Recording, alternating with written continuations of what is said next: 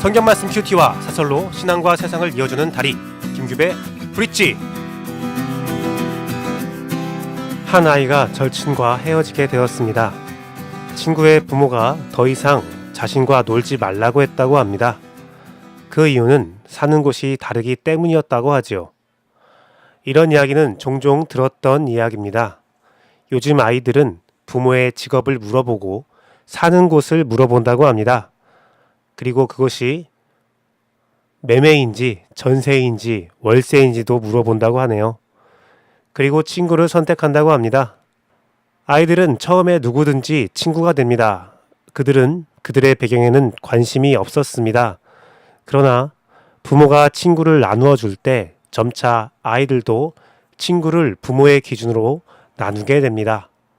앙뚜앙 드 생떼쥐 페리의 어린 왕자를 보면 1943년 발표한 어린 왕자인데 어른들은 숫자를 좋아한다고 합니다.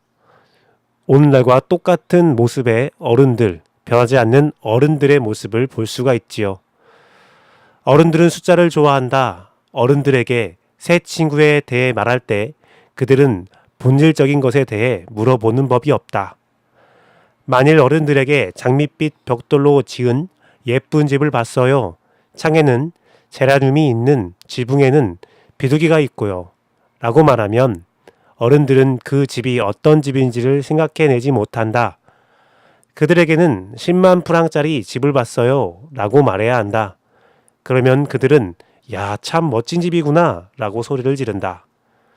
어린이 주일을 보내고 어버이 주일로 향하고 있는 주간입니다. 이런 때에 교회에서 울려 퍼지는 말은 어린이와 같이 겸손해야 천국에 간다는 메시지죠. 어린이와 같이 겸손해진다는 것은 어떤 의미가 있을까요? 우리는 어른의 입장에서 어린이 같아지려고 합니다. 이미 구분을 지어놓고 어린이와 같이 섬긴다고 말하죠. 저는 개인적으로 삭제라고 생각합니다. 내 입장에서 어린이를 이해하는 것도 아니고 그냥 어린이가 되어야 합니다. 모든 배경은 지우고 사람을 사람으로만 대해야 합니다. 본질로 대해야 합니다. 하나님을 하나님으로 대해야 합니다. 모든 배경과 기준과 내 생각과 내 경험이 아니라 본질 그 자체로 말입니다. 정통 기독교 방송의 꿈을 꾸고 있는 반포침례교회 김규배 목사였고요. 오늘의 브릿지 시작하도록 하겠습니다. 오늘 큐티한 남자는 골로새서 3장 12절에서 17절 말씀을 함께 보도록 하겠습니다. 그러므로 너희는 하나님이 택하사 거룩하고 사랑받는 자처럼 긍휼과 자비와 겸손과 온유와 오래 참음의 옷을 입고 누가 누구에게 불만이 있거든 서로 용납하여 피차 용서하되 주께서 너희를 용서하신 것 같이 너희도 그리하고 이 모든 것 위에 사랑을 더하라. 이는 온전하게 매는 띠니라. 그리스도의 평강이 너희 마음을 주장하게 하라. 너희는 평강을 위하여 한 몸으로 부르심을 받았나니 너희는 또한 감사하는 자가 되라. 그리스도의 말씀이 너희 속에 풍성히 거하여 모든 지혜로 피차 가르치며 권면하고 시와 찬송과 신령한 노래를 부르며 감사하는 마음으로 하나님을 찬양하고 또 무엇을 하든지 말에나 일에나 다 주 예수의 이름으로 하고 그를 힘입어 하나님 아버지께 감사하라. 아멘. 어제 저는 여러분들에게 하나님의 형상 그것을 찾아서 살라고 권면을 드렸지요. 그리고 그 안에 땅의 것들을 버리라고 권면했습니다. 본문에서는 우리가 버려야 할 땅의 것들이 또 소개되어 있습니다. 오늘은 하나님의 형상이 무엇인지 되게 잘 소개되어 있는 본문인데요. 오늘 말씀을 보면서 고민을 진짜 많이 했어요. 어떻게 설교를 해야 될까 고민하는 가운데 어떤 말씀보다 또 어떤 성경보다 그 유진 피터슨의 메시지 성경을 함께 읽으면서 제가 그냥 간략간략하게 소개를 하는 것이 더 좋겠다, 은혜롭겠다. 혹시라도 내가 이 성경을 가지고 해석을 하는 가운데 사족이 될 수도 있겠다라는 생각이 들어서 자료를 준비했습니다. 오늘은 자료를 준비한 거고요. 여기에 나와 있는 성경은 유진 피터슨의 메시지 성경인데요. 상당히 언어학적으로 탁월하게 해석되어 있는 성경입니다. 그 성경을 함께 보면서 말씀을 나누도록 하겠습니다. 한번 볼게요. 굵은 글씨로 여러분들은 다 되어 있을 겁니다. 하나님께서 새로운 사랑의 삶을 살라고 여러분을 택하셨으니 하나님께서 여러분을 위해 골라주신 옷, 곧 긍휼과 친절과 겸손과 온화한 힘과 자제심의 옷을 입으십시오. 저를 볼까요? 예수 그리스도가 말씀하신 천국의 교훈 중에 왕의 잔치 비유를 한번 생각해 보십시오. 그러면 오늘 본문이 더 깊게 이해가 될 것입니다. 네, 뒤에 자료가 이렇게 있는 자료가 있었으니까요. 이렇게 보시면서 하시면 되고요. 왕의 잔치 비유를 생각해 보면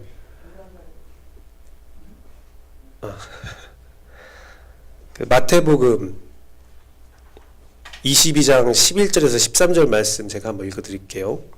임금이 손님들을 보러 들어올새 거기서 예복을 입지 않은 한 사람을 보고 이르되 친구여 어찌하여 예복을 입지 않고 여기에 들어왔느냐 하니 그가 아무 말도 못하거늘 임금이 사환들에게 말하되 그 손발을 묶어 바깥 어두운 데 내던지라 거기서 슬피 울며 이를 갈게 되리라 하니라 라는 말씀이 마태복음에 있어요.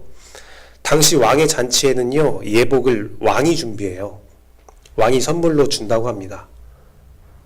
왕의 잔치에 입을 옷이 없기 때문에 예복을 이미 왕이 준비해서 이 옷을 입고 오십시오 라고 나눠준다고 하더라고요. 여러분 오늘 본문에 기록된 선한 행실의 옷, 여러분을 위해 골라주신 옷, 그것은 성령님께서 여러분에게 주시는 옷이에요. 하나님께서 여러분에게 주시는 옷이라는 겁니다. 예수 그리스도를 통해서 우리가 받은 옷이라는 겁니다. 우리가 성령님께 기도하면서 그 옷을 그냥 받아 입으면 됩니다. 즉 오늘 본문은 우리가 성령님의 뜻을 거부하면서 하나님이 원하시는 삶을 살 수는 없다라는 거예요. 성령님의 음성과 뜻을 받아들여야 하나님이 원하시는 삶을 살 수 있다. 그 옷을 입어라 라는 겁니다.